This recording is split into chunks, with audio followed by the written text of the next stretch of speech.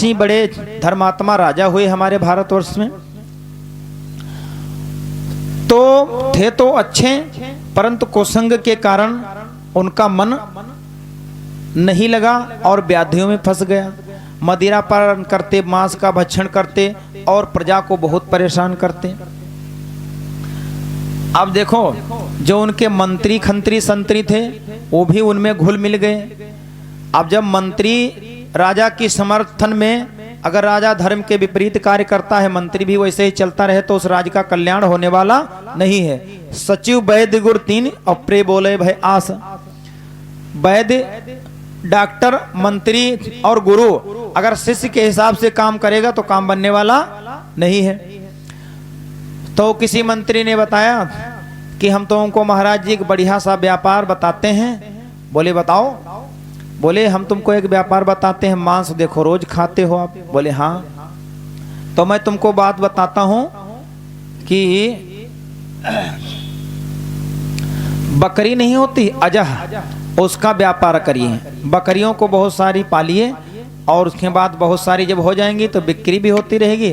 और तुम्हारे लिए हम जो ढूंढ ढूंढ करके लाते हैं, बोलते हो अच्छी सी लाना, अच्छी सी लाना, उसका भी काम होता रहेगा। वहीं जब घर में है तब क्या कहना है।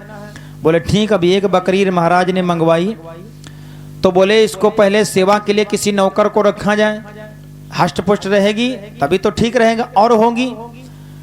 बोले एक नौकर को लगा दिया। राजा ने आदेश किया कि इस बकरी जब हम इसको ले जाए, चारा पानी खिलाए, ये भूखी नहीं रहनी चाहिए। अगर ये भूखी रह गई तो मैं इसको दंड दूंगा, जेल में डाल दूंगा। बोले अब एक भाई नौकर गया, तुमने कहा ठीक है, बकरी को ले गया, जंगल में बढ़िया चुगाया, अच्छे अच्छे बढ़िया घास खिलाई, सब व्यवस्था की, पानी पिलाया। उसके बाद व्यवस्था करी और जब घर लेकर के आए, बोले राजा हम इसको भोजन पानी करवा लाए। राजा बढ़िया हरी हरी दूब घास लेकर के उसके पास गए, भैया खाने लगी। राजा ने कहा मूर्ख झूठ बोलता है, ये बकरी मेरी भूखी है तो कहता है कि जो है खा लिया इसने। अब भैया उसको जेल में डाल दिया। अब राजा तो उसकी मति वैसे भी पहले से फिरी हुई थी और मंत्री भी उसके सहयोगी भी वैसे ही हो गए थे। धीरे धीरे उसने बहुत सारे जो है सेवकों को जेल में डाल दिया। एक आश्रम रहता था संत का। संत को पता चला, कुछ लोगों ने कहा कि महाराज राजा भ्रष्ट था, अब तो बड़ी दिक्कत हो गई, एक नई योजना उसने चलाई है। उस योजना के अंतर्गत तो भैया धीरे धीरे बहुत से व्यक्ति जेल में पहुंच गए। महाराज कुछ दया करो। देखो संत बड़े दयालु होते हैं। संत ने कहा ठीक, तुम चिंता मत करो, हम व्यवस्था करते हैं। संत ने कहा कि हाँ राजन, हम तुम्हारी बकरी को खिलाएं पिलाएंगे। बोले ले जाओ बाबा, ध्यान से सुनना, शर्त जो। बोले हाँ चिंता मत करो। अब भैया वो बकरी को लेकर के गए और जैसे ही हरी हरी घास की तरफ वो जैसे ही मुंह करती थी, वैसे चिमटा था बाबा के पास, धड़ाक से एक चिमटा दे मुंह पे। अब वो बकरी झन्ना जाती है कि चिमटा में, फिर खड़ी हो जाती बेचारी। अब बाबा खड़े, बोले खाओ। अब जैसे थोड़ी देर बाद उसकी दर्द बंद होती, वैसे ही बकरी फिर जब हरी हरी घास खाने के लिए तैयार होती, तैसे उसका फिर मुंह सुजा देते। अब 4-5 चिमटा धीरे धीरे पूरा दिन बाबा मारते रहे, उसका भैया मुंह सुजा दिया। राजा ने देखा यार आज बकरी छकी हुई, बढ़िया टनाटन मुंह दिख रहा है इसका।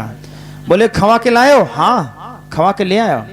अब जैसे ही हरी हरी घास राजा ने देखा और बाबा चिमटा लिए वहीं पर ऐसे ऐसे हिला रहे थे।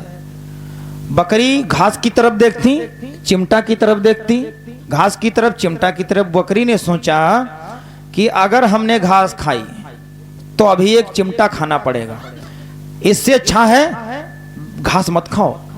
बकरी चुपचाप खड़ी रही। राजा ने कहा वाह बाबा तुम बहुत अच्छे हो, सैलरी तुम जो चाहो लो, और हम जो है बहुत प्रसन्न हुए, तुमने इस बकरी का पेट भर दिया। बोले राजन मैंने तुमको जो है ज्ञान देने के लिए यहाँ पर आए थे, मैंने बकरी को कोई भी चारा नहीं खिलाया है। मैंने इस बकरी के मन पे जो है चंचल मन था ना इसका, ये खाती हुई भी, ये पेट इसका भरा हुआ था फिर भी तुम घास खिलाते थे, खाती थी, क्योंकि ये चंचल मन है इसका। इसका मन इसके कंट्रोल में नहीं रहता था।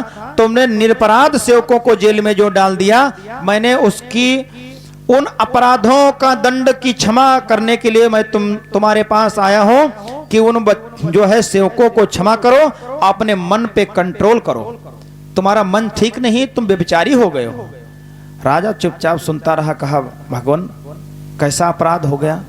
बोले अपराध तुम्हारा यही है कि जिस प्रकार से इस बकरी का मन टिकता नहीं था, ऐसा तुम्हारा मन कहीं टिका नहीं, तुम बड़े चंचल स्वभाव के हो गए हो।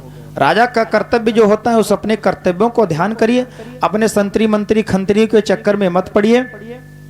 अब राजा ने हाथ जोड़ा, निवेदन किया कि महाराज ये बताओ आपने ये सब कैसे किया? बोले मैंने स्वयं अपने मन पे कंट्रोल किया है, आज इसीलिए इसके मन पे कंट्रोल कर दिया। बोले महाराज ये बताओ तुमने अपने मन पे कैसे कंट्रोल किया? बोले सुनो, एक दिन की बात है, मेरा मन किया कि मैं दही खाऊं, छाछ जो होती है मंठा, मैं छाछ पीऊं। तो भैया वो आश्रम तो मेरा जानते हो नगर के समीप में है, तो मैं गांव में गया, मेरा मन माना ही नहीं और इस चंचल मन ने मुझे मंगवा दिया, तो मैं छाछ मांगने पे मजबूर हो गया। और मैंने जब छाछ मांगी तो उस बूढ़ी माता ने कैसी दी होगी भगवान जाने, थोड़ी सी मिली, एक गिलास। बोली बाबा इतनी है। तो मैंने सोचा इतने में हमारा पेट तो भरेगा नहीं, तो मैं उसमें क्या किया, थोड़ी सी बालू मिला लिया उसी छाछ में और पानी मिला के कमंडल भर लिया। और हमने जो है तब हमारे धीरे धीरे गुस्सा भी आने लगी कि इस मन ने आज हमको मंगवा दिया, ये मन माना ही नहीं, इतना मन चंचल हो गया कि मैं छाछ मांगने पे मजबूर हो गया। तो मैंने उसको पहले खूब पिया और जब बालू मिला हुआ पिया तो मुझे उल्टी आई। जब मुझे उल्टी आई तो मैंने अपने कमंडल में उल्टी कर लिया, बमन कर लिया। उसके बाद मैं फिर पी गया उसको, फिर उल्टी हुई, मैं फिर पी गया। हमने कहा आज जी भर के तू छाछ पी ले, आज के बाद तू छाछ नहीं मांगेगा।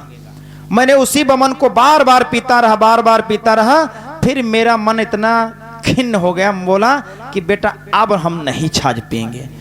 आज तक राजन मैंने छाछ नहीं पिया, मेरा मन ही नहीं करता छाछ पीने का। मुझे वही दृश्य याद आ जाता है उल्टी वाला। मैंने अपने मन को कंट्रोल किया था, इसीलिए आज इस बकरी पे कंट्रोल कर पाया हूं। तो राजन अपने मन को जब जानते हो, जब मन हमारा इधर उधर भटकने लगे तो अपने मन पे डंडी मारनी चाहिए। मैंने इसके मन पे चिमटा मारा था। ऐसे ही जो है संयम की जो है डंडी होती है ना, छड़ी, संयम की छड़ी अपने मन पे मारते रहें और मन को कंट्रोल करते रहें। मैंने आग से राजन ये चीज सीखा, चंद्रमा से ये चीज सीखा कि शीतलता प्रदान करनी चाहिए। सूर्य से मैंने ये चीज सीखा कि सूर्य जो है गंदगी भी सुखाता है और अच्छी चीज भी, परंतु सूर्य को दोष नहीं लगता।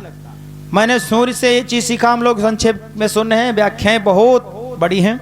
कबूतर से मैंने सीखा ये कि आसक्ति नहीं करनी है।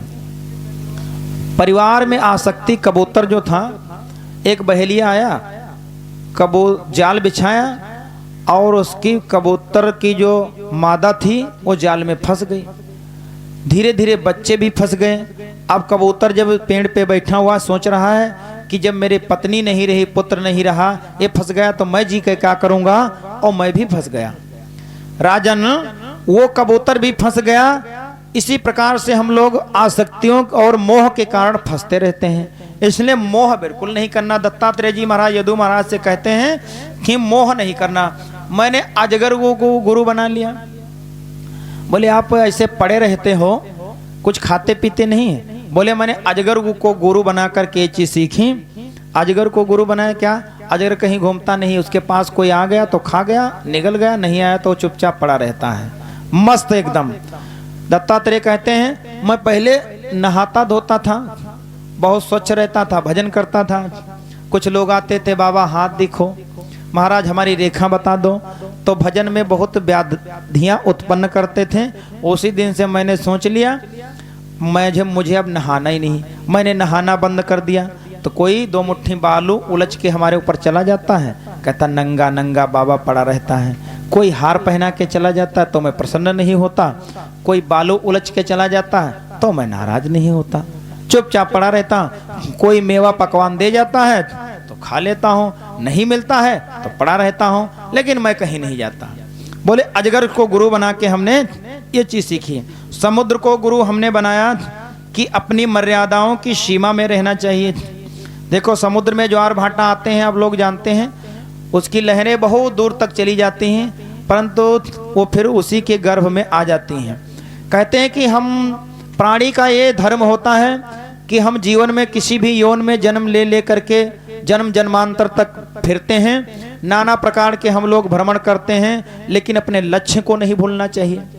समुद्र जिस प्रकार से लक्ष्य नहीं भूलता, अपनी ज्वार भाटाओं को अपने उदर में रखता है, बाहर जा करके भी ऐसे हम लोग भ्रमण करते रहें, फिर भी हमको अपना लक्ष्य नहीं भूलना चाहिए कि कोई लक्ष्य हमारा परम गति है। योगेश्वर कहते हैं यदु महाराज से, जैसे कुछ हमने कहा कि हम नहीं भजन करते हैं तो क्या हुआ, अच्छे काम तो कर रहे हैं, झूठ नहीं बोलते हैं, किसी की बेईमानी नहीं करते हैं, पूजा पाठ नहीं करते हैं तो क्या हुआ, राम नाम हम नहीं लेते तो क्या हुआ, ईमानदारी से करते हैं काम, बिल्कुल सत्यवादी हरिश्चंद्र की तरह रहते हैं, तो इससे काम बनने वाला नहीं है। क्योंकि लक्ष्य हमारा ईमानदारी करके ही नहीं, लक्ष्य हमारा दूसरा है। एक सज्जन थे, सरकारी नौकर थे, तो सरकारी नौकर थे